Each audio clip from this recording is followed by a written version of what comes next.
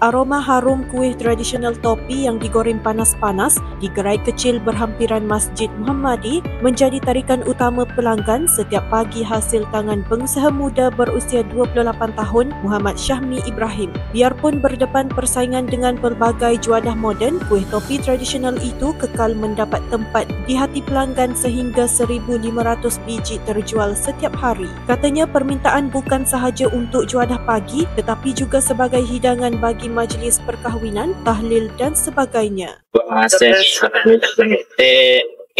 yang permintaan itu kepada perkahwinan, majlis-majlis tahlil bersama dengan kalau kita ni alhamdulillah masih ada permintaan setiap pagi sampai ke detik. Dan nama saya ni kita bawa untuk dimatang antara atas ada tengok atas bila-bila ada absolut ada siap lima Dia berkata demikian ketika ditemui kru iMedical TV di gerainya berdekatan Masjid Muhammadi Kota Baru pada Rabu. Muhammad Syahmi yang memulakan operasi seawal jam 6 pagi hingga 3 petang berkata penghasilan kuih topi memerlukan ketelitian terutama pada suhu minyak sekitar 180 darjah Celsius bagi memastikan bentuk topi terbentuk sempurna di permukaannya. Studio jadi cuma kena setting suhu minyak cukup lah. Ada suhu minyak cukup tak ada sakit. Suhu ni kita nak maintain ada 180 darjah. Sebabnya kalau lebih panas dia akan jadi pecah. Kalau kurang pada topi tak kita tipu.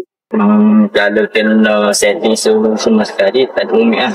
Dia menekankan penyediaan kuih panas sebagai daya tarikan utama agar pelanggan dapat menikmati kuih topi yang baru siap digoreng dan masih panas. Dengan harga RM2 bagi 3 biji, kuih topi itu hasil resipi turun-temurun itu dibuat menggunakan tepung beras yang direndam 5 jam sebelum diproses. Menariknya, dia kini dalam perancangan untuk memperkenalkan variasi baru menggunakan gula Melaka selain mengekalkan rasa asal menggunakan gula putih. Menurutnya, nama kuih itu diilhamkan daripada perkataan so'oh yang sering digunakan oleh orang lama di negeri ini untuk menggambarkan rasa kenyang selepas menikmati beberapa biji kuih.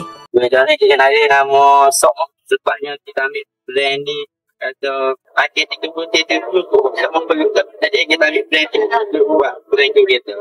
Sebagai usahawan muda, Muhammad Syahmi berharap generasi baru tidak memandang sepi warisan kuih tradisional yang menjadi sebahagian daripada identiti masyarakat tempatan. Dia turut berharap kuih topi akan terus kekal relevan, bukan sekadar nostalgia tetapi sumber rezeki bagi anak muda sepertinya. Kami di iMedical TV menasihatkan orang ramai agar menikmati kuih tradisional secara sederhana, memandangkan ia tinggi gula dan digoreng minyak panas bagi menjaga kesihatan terutama bagi mereka yang berisiko menghadapi penyakit seperti diabetes dan kolesterol tinggi.